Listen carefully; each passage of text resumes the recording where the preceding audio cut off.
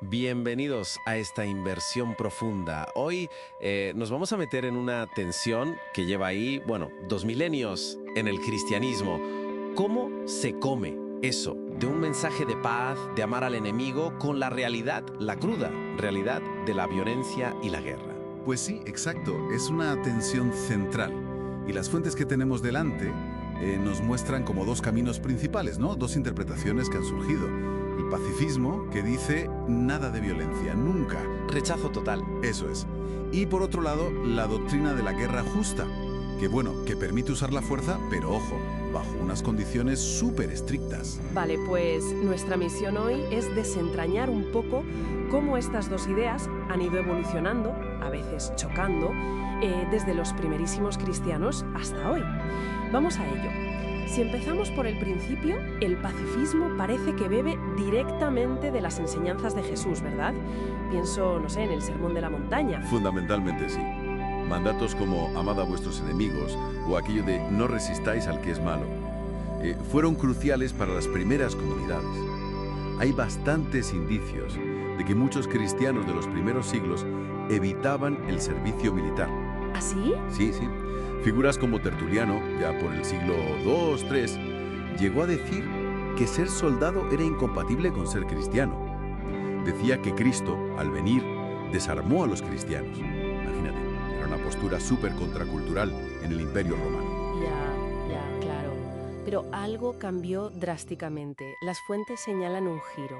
El punto clave fue cuando el Imperio Romano se hizo cristiano. Ese fue el gran vuelco, sí. Con Constantino, el edicto de Milán, año 313, la Iglesia pasa de ser perseguida a ser, la religión favorecida, protegida incluso por el emperador. Claro. Y ahí surge la pregunta inevitable. ¿Y ahora? ¿Hay que defender este Estado que nos protege? Y es entonces cuando entra San Agustín, siglos IV, V. Él no dice que la guerra sea buena, ni mucho menos. No. Pero la ve como un mal necesario, a veces. Como un último recurso para conseguir la paz o para responder a una injusticia muy grave en un mundo imperfecto, digamos. Y ahí puso la semilla de la guerra justa, entonces. ¿Cuáles eran esas condiciones que decías antes? Bueno, Agustín pone las bases y luego, mucho después, Tomás de Aquino, en el siglo XIII, lo sistematiza. Son como tres ideas clave que aún hoy resuenan, A ver. Primero, autoridad legítima.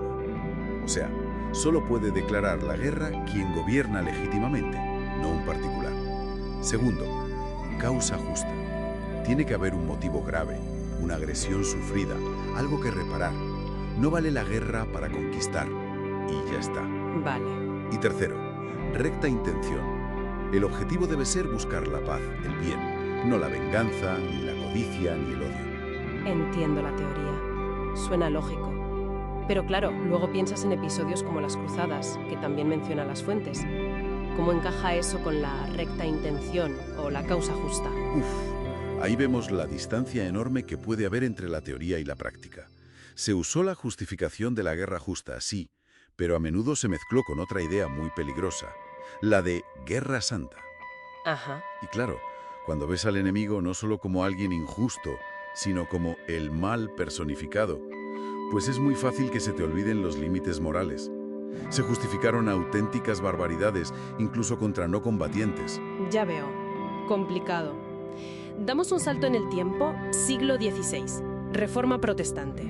¿Ahí se unificó la cosa o al revés? Pues más bien lo segundo, una diversificación aún mayor.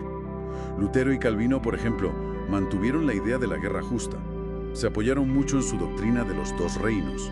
¿Los dos reinos? Sí, esa idea de que Dios gobierna el mundo de dos maneras, lo espiritual directamente y lo terrenal a través de las autoridades civiles, los príncipes, los magistrados. Y estos tienen el derecho, incluso el deber, de usar la espada para mantener el orden y la justicia. Entendido. Pero al mismo tiempo, surgió una corriente mucho más radical, los anabaptistas. Ellos dijeron, no, volvamos al principio.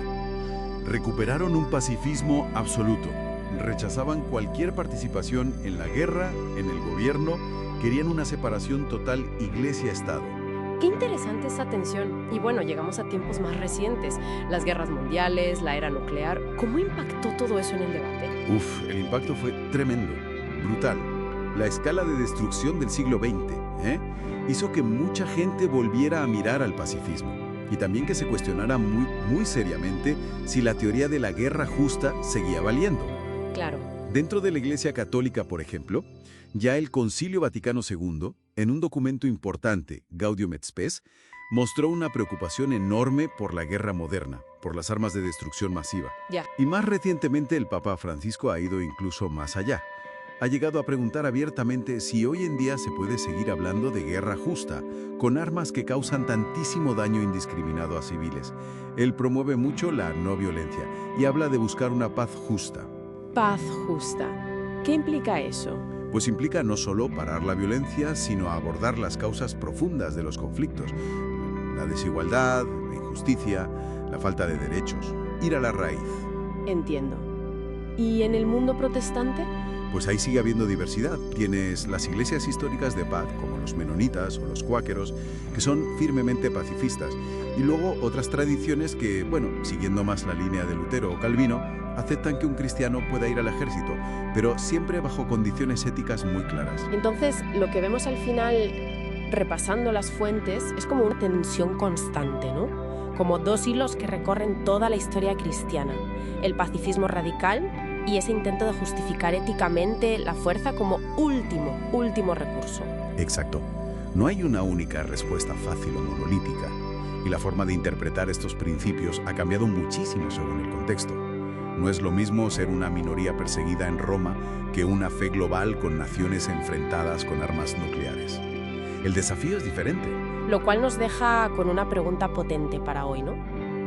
Con las armas que tenemos, con lo que sabemos de las consecuencias, ¿qué significa realmente buscar la justicia en medio de un conflicto armado? Y quizá la reflexión final que nos lanzan estas fuentes es precisamente esa.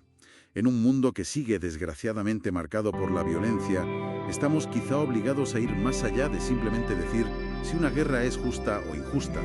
Estamos llamados a poner toda la energía en construir activamente esa paz justa de la que hablábamos, una paz que ataque las raíces de por qué estallan las guerras. Es una pregunta abierta, claro,